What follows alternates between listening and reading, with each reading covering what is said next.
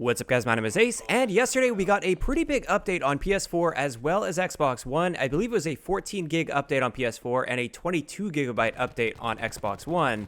And I've had a lot of people tweeting me as well as leaving comments asking me what changed in this update and asking me to cover it. And unfortunately, not a whole lot changed. I am going to be going through the patch notes briefly here, but not much relating to gameplay has changed with this update. However, there is likely a lot of stuff going on behind the scenes that we'll talk about a little bit later on in this video. So first up, going through the patch notes, which of course, as always with any update video, I leave them linked down in the description below.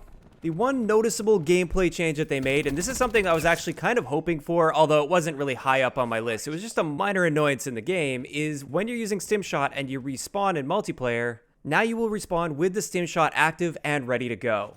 Now, admittedly, this doesn't happen all the time, but every now and then I get a situation where I spawn, and pretty much immediately after I spawn in, I take damage from somebody and I win the gunfight, but now I'm stuck waiting for my stim shot to charge up so I can use it. With this update, if you're using the stim shot and you spawn in, it will be immediately active so you can get right in the fight, and even if you take damage right away, you'll be able to heal and move on with your life.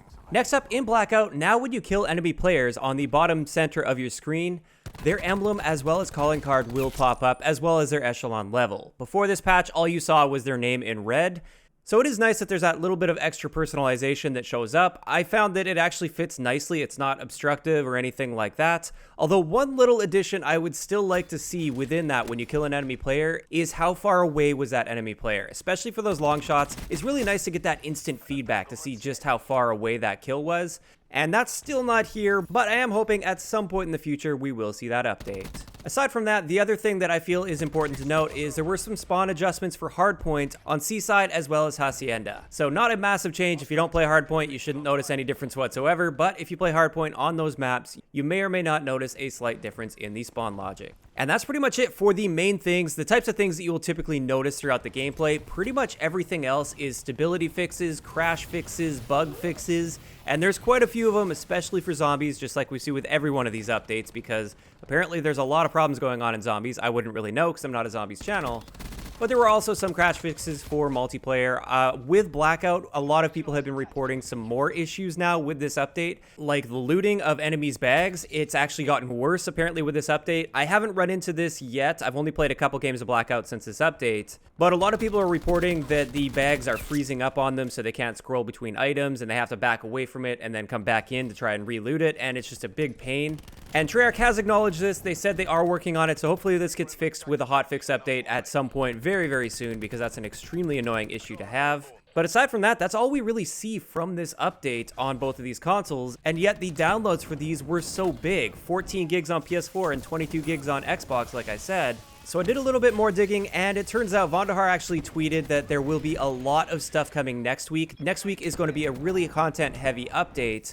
And therefore, what I think is going on here is they actually added a ton of assets behind the scenes that we actually don't see or have access to with the update from yesterday. So that's most likely why we had such a big update and we didn't really notice any changes. Apparently, we're going to be seeing changes to the Blackout map next week, which is really exciting to see. Maybe even new guns. It might be time for new weapons to start coming out. Perhaps even the new map, because we're supposed to be getting one map per month with the Blackout Pass. We really don't have too much information at this point on what exactly is coming, so we do have to speculate for the most part. But I expect next week is going to be a very large update. Maybe we'll even see some weapon balancing changes, since we haven't seen any serious changes for several weeks now. So I think it's about time that they make some more adjustments at some point. And also, of course, a big part of this update is most likely going to be for the items for the next event, or the contraband tiers, because that actually ends next Tuesday. And therefore, we're going to have a bunch of new items ready to go so we can grind for them in those tiers. But overall, that's pretty much it for this update. It was pretty lackluster, so not too many things that you should be noticing in the gameplay, but just know next week is going to be really, really big, and I'm hoping for a lot of good changes. Of course, I'd like to know in the comment section below, what do you guys hope for in next week's update, whether that be with Blackout, zombies, or multiplayer? If you enjoyed the video, a like rating is always appreciated, and don't forget to subscribe for more if you haven't already. I'll talk to you guys next time.